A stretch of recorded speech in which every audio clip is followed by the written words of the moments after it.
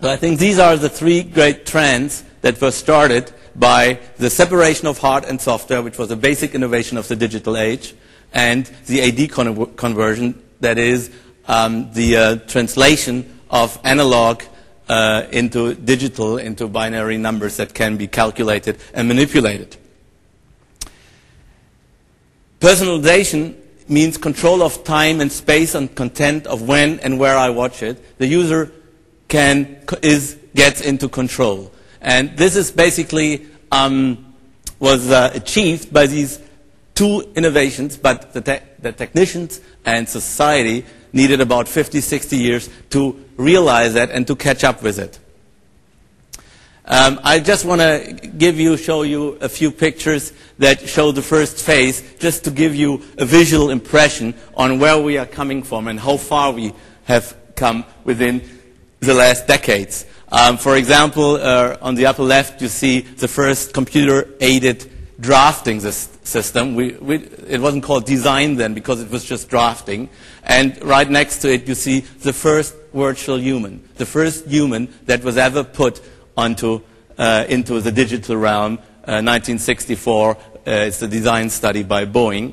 At the end of the 60s, two basic technological innovations concluded that pioneer phase when digital art, information was only dealt with in academia and in science. This is, of course, on the upper right, the charge-coupled device, the little thing that is in all our digital cameras and in all our scanners. So that allows us to put pictures into the digital realm and to manipulate them. And on the lower right, that's the first microchip ever, the chip that made it possible that something possible that everybody thought would be impossible in the 60s, that there will be a computer, or not one, many computers in every home. Okay, this was the first phase, the pioneer phase, and it mainly followed the trend of virtualization. It put more and more pictures, more and more sound into the digital realm, but this, as I said, mainly happened in universities and in research labs. The second part is the founding period, the 70s and the 80s. And now the big two trends towards privatization and personalization started to accelerate and to be felt. This story now, the story of how sound and sound and pictures got into computers, can be told, as I already said in the first part, as a story of two visionaries. And the first, of course, was George Lucas, who almost single-handedly pushed the industry into the digital realm. You all know that the film industry is one of the very few big industries that has no R&D. I mean, if you want to do something, if you want to invent something, if you want to improve something, you have to do it with a budget of a movie. You don't have an R&D budget like all the other big industries.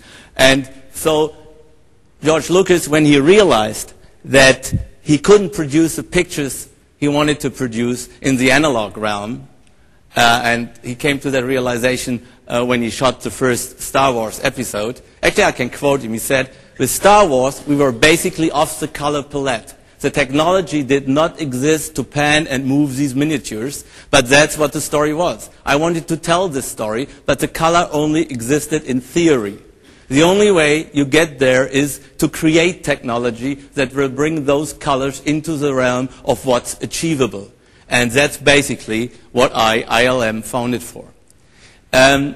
So a big private research project that George Lucas financed with Industrial Light and Magic, and that within 2 decades, from the mid-70s to the mid-90s, produced most of the innovations that made it possible to make a digital movie.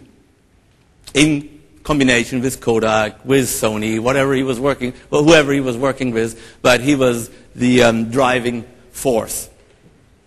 The main point, of course, was when the 1979 board at Catmull's department from the New York Institute of Technology and brought him to California and asked him to build film scanners and all the stuff necessary to get celluloid into the computer. Catmull was more interested in producing genuine digital pictures, characters, and so they didn't get so well along. And in 85, 86, he decided to sell that department. And that's exactly when the second visionary entered the stage, because he sold at Catmull to Steve Jobs. And what had been the department within Industrial Light and Magic became Pixar. So let's look at the second visionary, Steve Jobs. He had the vision of not only the private computer, a cheap computer everybody could own,